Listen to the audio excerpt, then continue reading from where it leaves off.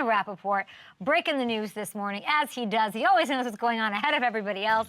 The Jets land Davante Adams in exchange for a conditional third-round pick that could turn into a second based on performance. We'll see about this 2-4 start. Are they going to make a run at a Lombardi? It's all I want for him. What have I been saying all along? All I want is him to be happy. All I want is for him to be playing meaningful football in January. Did I have a little conversation with myself on my ride in today? Like, is this a contender? Can I go on television?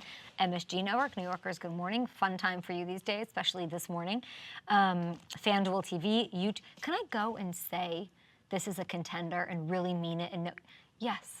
And I talked to Davante. Let's start there. I've been trying to make this happen in my mind, in my soul. It just shows things can happen. Davante, I asked him about these Jets way back in July, and here's what he had to say. I mean, any team that has Aaron Rodgers and especially a defense like what they have, not to mention the playmakers that running back, receiver, they got a little bit of everything, man. They remind me a lot of the Raiders, honestly. So when you put a quarterback like him, under center, any team is a Super Bowl contender. So not sure if that answers the question, but I feel like Aaron Rodgers can turn. I'm not gonna say any teams because I'm getting in trouble, but try not to let it fly too much today. But yeah, he's got the ability to turn any team around. So.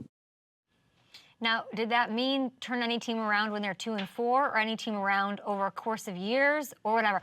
If I had $1 for every time I've been saying the window is windowing for this Jet squad, go all in. Go get somebody for Aaron Rodgers that's on his level that can help the rest of the offense. I wouldn't have to work. I'd be, in Costa Rica, just hanging out with turtles on the beach. They needed to make this move. That's what I harped on. There was a lot of the Saleh firing happened now, and I'm sure it's something that they deeply considered. Hopefully we get to talk to Davante about it very soon. But there's a world where he was going to potentially stay a Raider, because why go to the Jets? I know that was a possibility. It wasn't really for me, though, as somebody looking at the situation from the lens that maybe Davante is trying to look at it from, where I want to be happy. I want my career to end playing meaningful football. And when you sort of look at that and what happened with the Saleh thing, it was even more so that he had to go. Not even from his perspective. The Jets needed to go get him. Saleh, as I've said, Saleh not the spark for this team. Last night they lose, again. Big game, AFC East on the line. Greeny's saying it's like, all falling if they don't win. I don't quite believe that. Because I do think that they're contenders. They had to go get him. He is the spark. Saleh firing, not the spark. The Hackett thing, not the spark. Davante is the spark, and he's going to help this team. He's going to help Garrett Wilson. There's already drama on the internet like, oh, New York, I'm talking to you. Garrett Wilson, how's that going to work? He's not. Garrett Wilson's wonderful, wants to learn, has nothing but reverence for Davante Adams, loves him. We talked about it at length in training camp when I was trying to manifest this into being.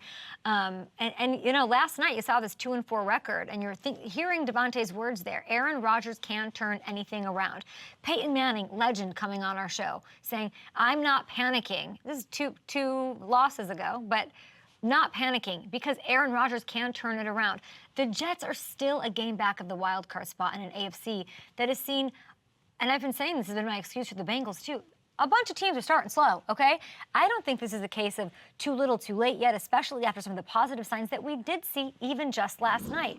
For the first time all year, we saw the Jets move the ball consistently. Breece and Garrett Wilson combined for almost 300 yards. We needed to see this.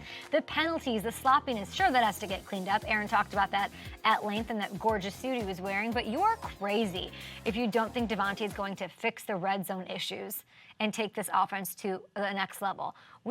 We've been, and I'm proud of my team on this here at Up and Out. We've been really thoughtful and mindful about this process, trying to see every angle. The Jets thing we knew was going to be a big story. We watched receiver. We love it. We love Netflix.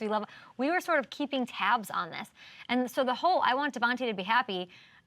Aaron's going to check that box. He's going to be happy. Also, a loss for those of you who say, like, oh, people hate Aaron Rodgers and don't want to play. He's going across the country on a red-eye flight trying to hang out with Aaron Rodgers and be on a team that's a 2-4 team. What does that say about Aaron Rodgers? Okay? Number two, we want him to play for a contender. Obviously, that's a lot of work to do, uphill battle. But he's going to elevate these Jets and have them mix in the AFC. Now, for the Raiders side of things, so yes, I do think they're a contender. I think he's going to be happy. We all kind of saw this coming. Happy it's happening. Hope he's happy. Hope to talk to him very soon, Davante. But enjoy your day with the Jets this morning. He's probably sitting in a physical right now. Raiders side, it's going to take some work. It's a bummer, obviously. Losing a star player, you can't really say much about that. There's something about clarity is comfort, like to have the answer, to know like, oh, got it, we're not going to have him. Oh, we are in a true rebuild going for. There's a rip of the Band-Aid thing that I think might be a sigh of relief for Raiders fans everywhere across the country. Incredible fan base, deserve greatness. My eyes are rolling at the Raiders a little bit. Like, we got to get something done. I will say, because how long are we going to rebuild? How long is something going to stick? Let's swing for the fences. Let's make these moves. I look at Max Crosby and I'm like, let's get him a ring. Let's get something around him. The NFL a better product, a better character when the Raiders are challenging teams. And it's been a while, so I understand the frustrations on all sides. They got to find a quarterback. That's all I'm looking for Tom Telesco to do. And I will say, Davante Adams, not Tom Telesco's guy. These quarterbacks, not Tom Telesco's guy. Tom Telesco, he found himself a Justin Herbert. I question, is that a good thing or a bad thing? Organizationally, is the Chargers have not cashed in on that. But he knows what talent is like. Do I trust, let's remember he's new, give him some patience, but it is kind of, and I'm a fan of Tom Telesco, all eyes on him to figure out Hamilton, how to find the quarterback that they need, and then build around him. But this move only helps him. Davante was not his guy. It didn't get messy, it doesn't look like. At least it didn't leak that it was messy, whatever this was. And now it's really on him to better the organization. But Raiders fans deserve better. Yeah, they absolutely do. It's one of the best fan bases in the league. And it really, as you said, it's all about the quarterback situation there. It's been the lingering issue. They need to solve that problem. It's not going to get better until they solve it. Tom Telesco is a guy who we've seen find quarterbacks before. Justin Herbert. Did he find? Are you telling me like he went and found Justin Herbert? Like I could go find like a diamond in the rough somewhere at a bar, like an 8 out of 10. Like what? He didn't. Justin Herbert was a great quarterback. I mean, he found him. What do you mean he found him?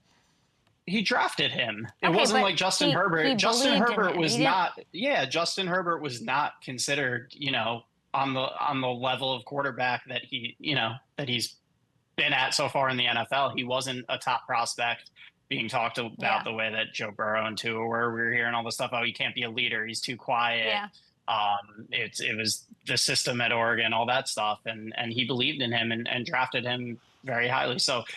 He has a track record again. Not that means that he's going to be able to do it again, but he has a track record finding that franchise quarterback for a team. That's really all it comes down to, I think, for the Raiders, because until they get that going, nothing else is going to matter. Yeah, and I would just take the relief of the clarity.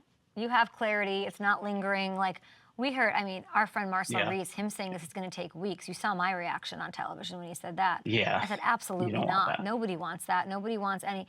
And, and I will say, like, the way that Pierce has handled this in the last week in front of the cameras, saying if he's good, he's going to, like, that doesn't always happen. Sometimes these things do get messy and ugly. I think everyone involved has been thoughtful in how it affects the fan base and the franchise, which I believe, I'm not going to speak for him, I believe Davante Adams has a lot of reverence for. And I'm sure he'll tell us when we get him on the show about that, how it went on, and how he feels. But yeah, you also had this point I want to get out that, and you and I've argued about this a lot on the telephone, where you don't think the offense has to be that much better. Do you maintain that after last night's loss? I do. I think, the way that Davante is going to elevate them, I think it's going to be enough with what they have defensively to make a run at this thing. They had some cracks last night, especially in the run defense. It's still the number 2 defense in the NFL with what we saw out of Garrett and Breece, that all coming together, that all working with Aaron last night. You add Davante to that mix. This doesn't need to be, that Packers offense from a couple of years ago that was putting up 37 points per game. They just need to be consistently better than they had been through the first 5 weeks. and we're already seeing the signs of that. So if this offense gets to be a top 10 unit, which I think they will be, with what they have defensively, I think they'll absolutely be in that playoff mix in the AFC. I brought up Reddick last week because I said this has to be part of this somehow, and I think it was. I think that, they are banking on Rosenhaus coming in and brokering a deal to loosen some things up for the Jets to make this more realistic in bringing in Davante Adams. I knew that had to be a part of it. I don't quite know how. I did not see him suiting up as a Jet. I don't think he does. I think he's out of there. Landing spot for you? Is it Eagles? Is it Lions? Is there, as far as that part of this? And that's a tough thing to swallow, too, as a Jets fan, because you'd like him to show up and play. I know, and especially after seeing last night with what was going on up front, they could still use him. It sounds like, according to Mike Garafolo this morning, Rosenhaus and co. are they're trying to work things out with Jets brass, whether it is a rework contract or a trade. But I think if he does go somewhere else, the Lions, to me, are the one that has to get aggressive. We talked about it a little bit with Luke yesterday. Losing Aiden is such a big blow. They don't really have the guys in that D-line room to replace an Aiden Scaletta. Yeah. Reddick has shown he can be, a top five in the league in sacks. I miss him on the field. Like Rosenhaus, Yeah. If only we knew somebody that says he's friends with Rosenhaus that could get him on the show to explain what's going on here. Wouldn't that be interesting? Hammy, appreciate you. And good luck. And I want to see Reddick on the field. And I want to see Davante on the field. I want to see Davante on the show. And he will be soon. Don't worry. Stay tuned for that.